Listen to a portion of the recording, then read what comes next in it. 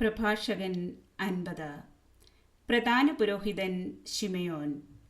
ഓനിയാസിൻ്റെ പുത്രനും പ്രധാന പുരോഹിതനുമായ ശിമയോൻ സഹോദരന്മാർക്ക് നേതാവും ജനത്തിന് അഭിമാനവുമായിരുന്നു. അവൻ ദേവാലയം പുതുക്കിപ്പണിയുകയും കോട്ട കെട്ടി സുരക്ഷിതമാക്കുകയും ചെയ്തു. ദേവാലയത്തെ സംരക്ഷിക്കുന്ന ഉയർന്ന ഇരട്ട മതിലിന് അവൻ അടിസ്ഥാനമിട്ടു.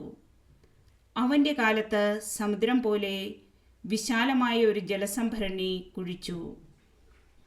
ആക്രമണം ചെറുക്കുവാൻ നഗരത്തിന് കോട്ട കെട്ടി. അവൻ ജനത്തെ നാശത്തിൽ നിന്ന് രക്ഷിച്ചു.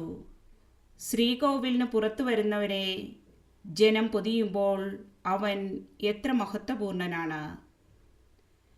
മേഘങ്ങൾക്കിടയിൽ പ്രഭാതതാരം പോലെ, ഉത്സവവേളയിൽ പൂർണ്ണചന്ദ്രനെ പോലെ, അത്യുന്നതൻ്റെ ആലയത്തിനു മുകളിൽ പ്രശോഭിക്കുന്ന സൂര്യനെ പോലെ, തിളങ്ങുന്ന മേഘങ്ങൾക്കിടയിൽ വിളങ്ങുന്ന മഴവില്ലു പോലെ, വസന്തത്തിൽ പനിനീർപ്പൂ പോലെ, നീർച്ചാലിനരികെ നിൽക്കുന്ന ലില്ലി പോലെ, വേനൽക്കാലത്ത് ലെബനോനിൽ മുളയ്ക്കുന്ന പച്ചപ്പൊടിപ്പു പോലെ,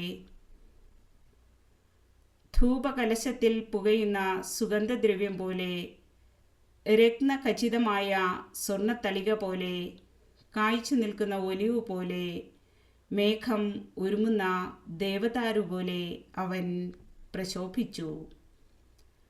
എല്ലായിടത്തും വൻ കാര്യങ്ങൾ ചെയ്യുന്ന സകലത്തിൻ്റെയും ദൈവത്തെ വാഴ്ത്തുക. അവിടുന്ന് നമ്മെ ജനനം മുതൽ ഉയർത്തുകയും കാരുണ്യപൂർവം നമ്മോട് വർത്തിക്കുകയും ചെയ്യുന്നു. അവിടുന്ന് നമുക്ക് ഹൃദയാഹ്ലാദം നൽകുകയും പൂർവകാലങ്ങളിലേതുപോലെ ഇസ്രയേലിലെ നമ്മുടെ ദിനങ്ങൾ സമാധാനപൂർണമാക്കുകയും ചെയ്യട്ടെ.